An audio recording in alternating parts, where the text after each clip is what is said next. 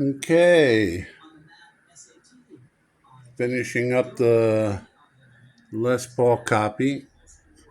Here I repaired the front and the back neck because it had all dents and scratches in it.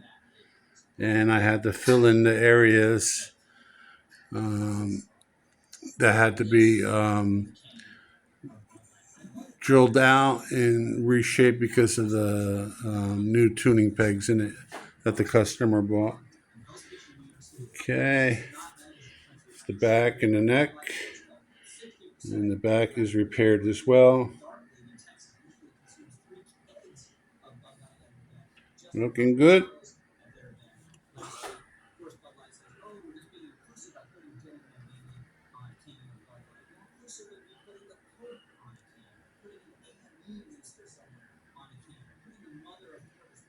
Okay, that's it.